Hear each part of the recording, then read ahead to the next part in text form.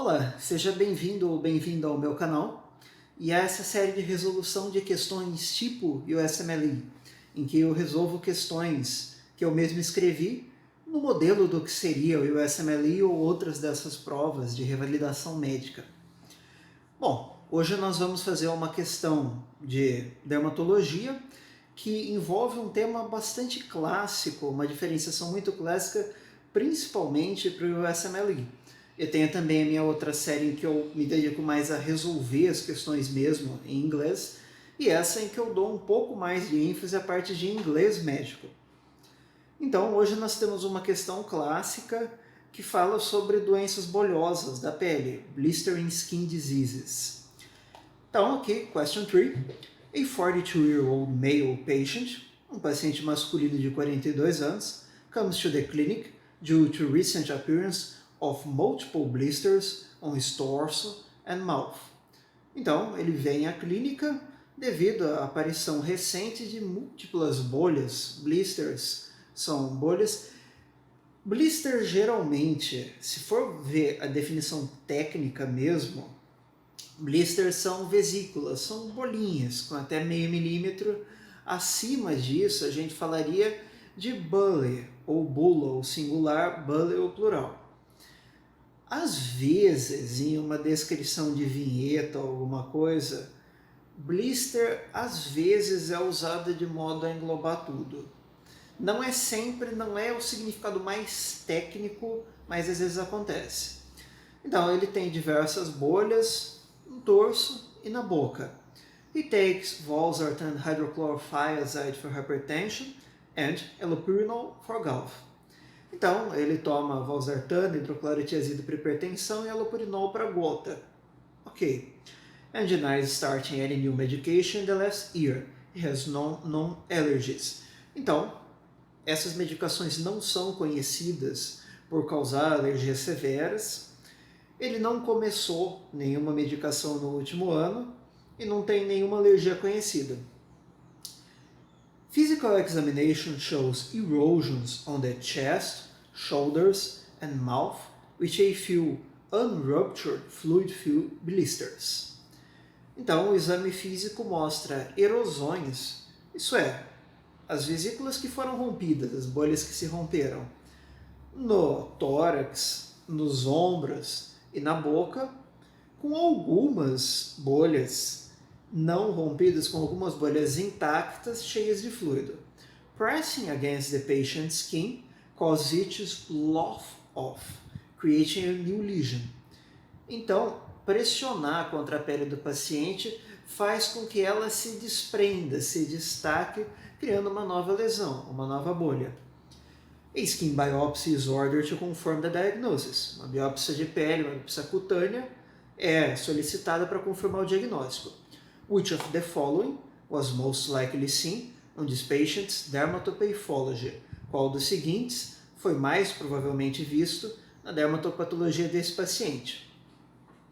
Então, o primeiro passo aqui é saber qual é a doença. A gente até pode olhar para essas lâminas de microscopia, mas se você não sabe o que você está procurando, dificilmente você vai achar se vir.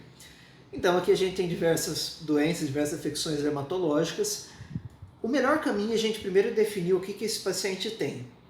Então, esse paciente tem blistering skin disease. Esse paciente tem uma doença bolhosa cutânea. O primeiro passo é a gente pensar se a gente está olhando para a immunobullous disease, uma doença bolhosa imune, ou para a ginodermatose, para uma ginodermatose. Em outras palavras, mais simples, a gente está olhando para uma condição bolhosa genética ou adquirida, genetic ou acquired. Nesse caso aqui, muito certamente é acquired, porque a gente está falando de um paciente de 42 anos, não de uma criança ou de um recém-nascido, a child ou a newborn. Então, se a gente tem um paciente de 42 anos que está manifestando pela primeira vez essa doença bolhosa, a gente provavelmente vai pensar em uma doença adquirida, provavelmente de etiologia autoimune, an autoimmune disease, uma doença autoimune bolhosa, às vezes chamado o conjunto de immunobullous disease, uma doença bolhosa imune. O que vai mais falar para a gente favoravelmente a isso é a idade do paciente. Poderia ser uma afecção infecciosa, por exemplo, a gente poderia estar pensando em uma infecção ou em uma alergia, por exemplo. Sim, essas seriam outras causas mais agudas de doenças bolhosas. Quando a gente fala em imunobulos, anginodermatoses, a gente está pensando mais em causas crônicas de doenças bolhosas. A gente tem também as causas mais agudas, como uma infecção ou uma alergia. O fato de que ele fala aqui que o paciente toma poucas medicações, não começou nenhuma recentemente, não tem alergias conhecidas, fala muito contra a reações de hipersensibilidade graves, severe hypersensitive reactions. Fala muito contra, por exemplo, o tox epidermal necrolysis. Então, o fato de ele não ter começado uma medicação nova e não ter nenhuma alergia conhecida, praticamente descarta um pouco a etiologia alérgica como uma possibilidade. A gente poderia também ter uma etiologia infecciosa. Se eu dissesse, por exemplo, que o paciente se apresentou com uma apresentação em dermatomo, a dermatomal distribution, a dermatomal rash, e que era doloroso, painful. Se é uma coisa mais localizada, a gente pensaria, por exemplo, em zoster, alguma coisa do tipo.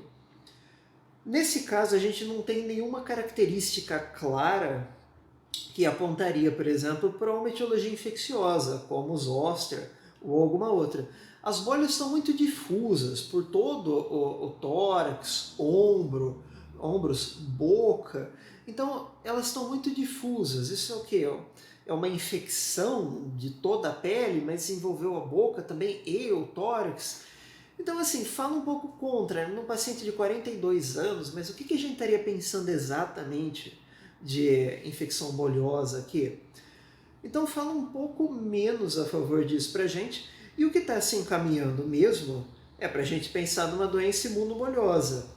Um paciente de 42 anos, se ele fosse mais velho, talvez falasse até um pouco mais a favor.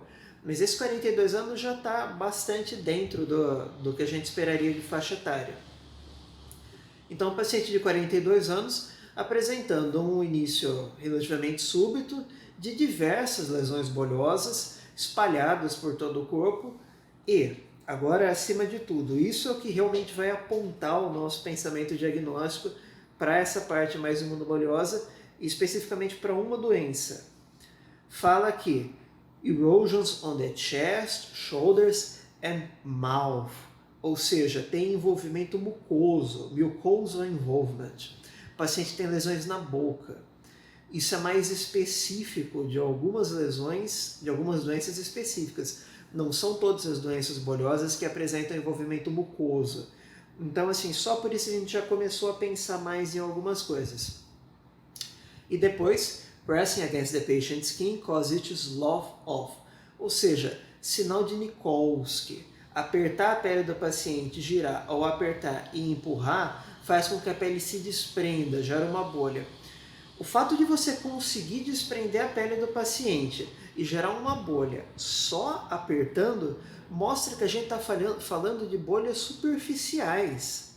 Porque se a bolha fosse mais profunda, se a bolha fosse, por exemplo, subepidérmica, a subepidermal blister, ela tem mais pele em cima dela, né? Ela tem toda a epiderme, então ela é mais resistente, ela não se rompe com tanta facilidade.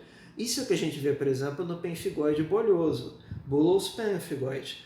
Em doenças como, por exemplo, pemphigus vulgaris, a gente tem a bolha intraepidérmica, a gente tem a bolha dentro da epiderme.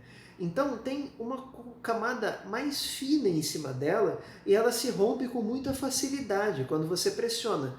É por isso que você tem sinal de Nikolsky. Você consegue fazer com que as lâminas de pele, fazer com que fragmentos de epiderme se destaquem com muita facilidade só com a pressão, só com o movimento ali. Eles se desprendem com muita facilidade. Porque o problema, as estruturas atacadas, no caso os desmossomos, estão dentro da epiderme. Então você não tem uma bolha mais inferior, você tem pedaços da epiderme facilmente, camadas da epiderme facilmente se desagregando, se separando uma das outras. Então quando a gente tem sinal de Nikolsky, a gente está pensando fortemente em doenças com intraepidermal blisters, com bolhas intraepidérmicas, como, por exemplo, pemphigus vulgaris, ou pênfigo vulgar, ou epidermolysis bullosa, a epidermólise bolhosa. No caso, a epidermólise bolhosa, no caso próprio dela, é uma constelação maior, tem diversas possibilidades, tem mais de um tipo de bolha possível, se a gente estiver pensando em genodermatoses. Mas no caso a gente está falando de um paciente de 42 anos. Então, isso é adquirido, e dentre as doenças adquiridas que apresentam sinal de Nikolsky e que apresentam envolvimento de boca, a mais comum, a mais provável é, sem dúvida, o pênfigo vulgar, pemphigus vulgaris. Então, esse paciente tem pênfigo vulgar. A gente basicamente excluiu as outras etiologias, e a parte clássica da questão, a parte, digamos assim, que os examinadores acham mais bonita, em que muitas vezes o pessoal gosta de insistir, é diferenciar o pênfigo vulgar do pemphigoide bolhoso. Por quê? Pemphigus vulgaris é intraepidermal, as bolhas são intraepidérmicas, bullous pemphigoid, subepidermal, então são subepidérmicas. Por consequência, pemphigus vulgaris é mais, as bolhas são mais delicadas, mais friáveis. Aqui o paciente se apresentou perante você já com erosões, com as bolhas rompidas e com poucas bolhas intactas. As bolhas já estavam quase todas rompidas. Por quê? Porque as bolhas são delicadas, elas se rompem com facilidade.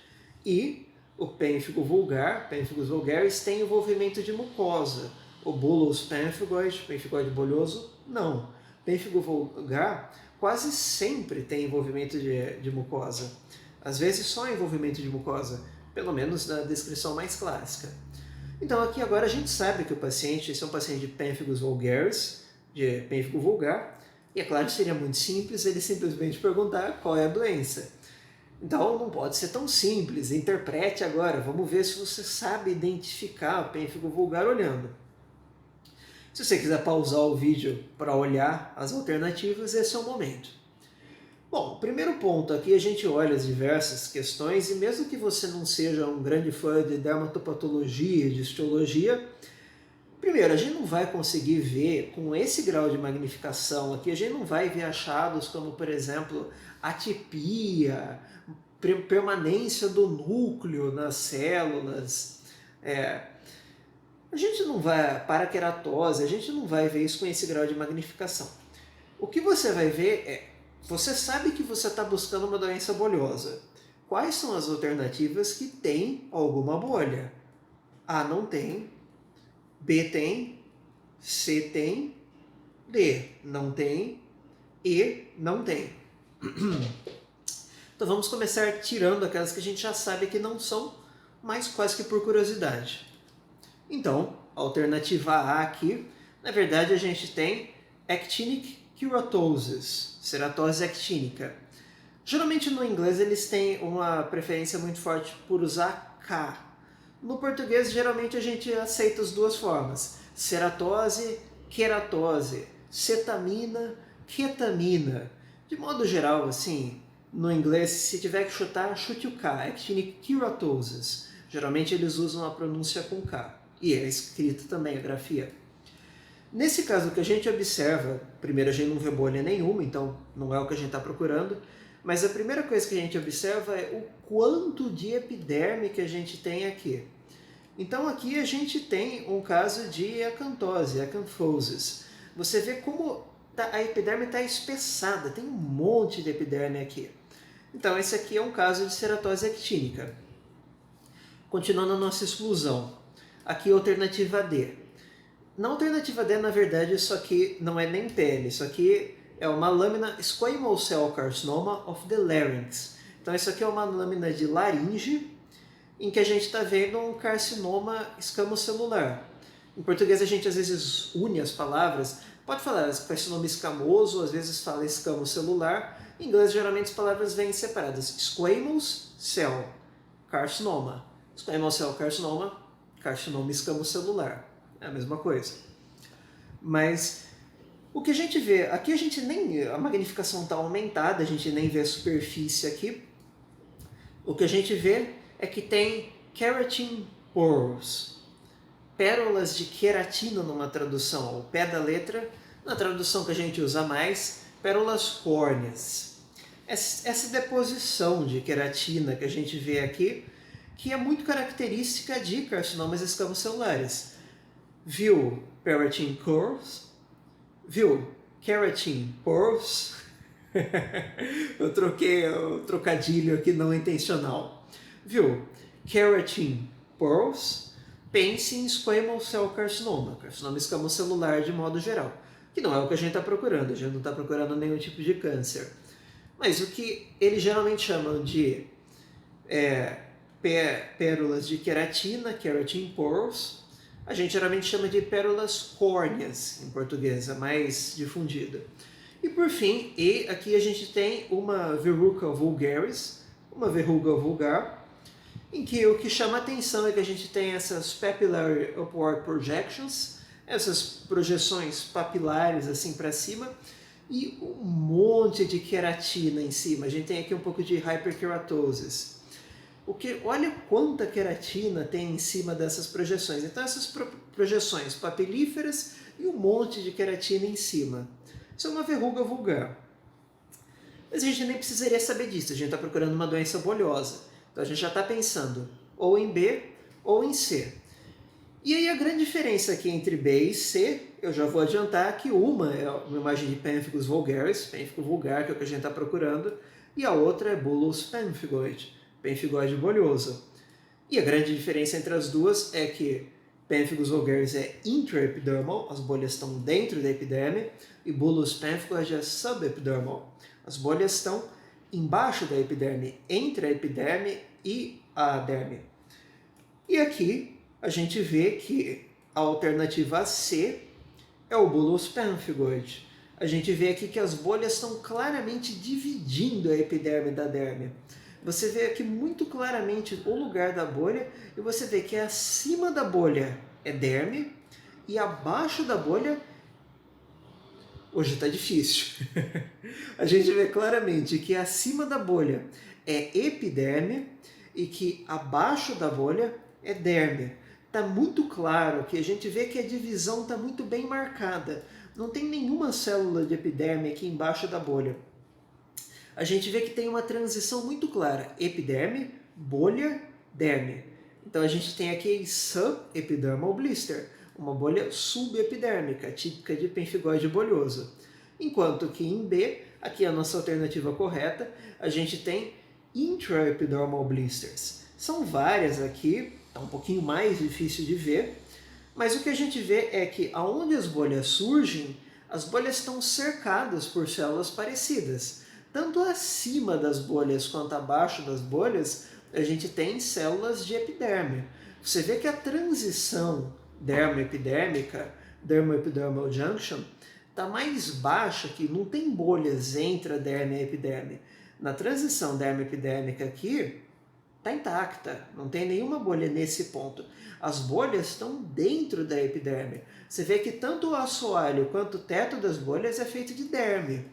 Então aqui a gente tem intraepidermal blisters, bolhas intraepidérmicas, que são o que a gente espera para pemphigus vulgaris, pênfigo vulgar, e que é a nossa resposta correta. É o caso que a gente está vendo de pênfigo vulgar, e aqui a nossa alternativa correta, a B. Eu espero que esse vídeo tenha sido útil. Obrigado por decidir partilhar o seu tempo comigo. Eu já tenho ideias para os próximos vídeos, então talvez volte daqui a alguns dias para ver o próximo, para ver a nossa próxima resolução de questão. Obrigado novamente por ter decidido partilhar o seu tempo comigo, e eu espero revê-lo ou revê-la no próximo vídeo.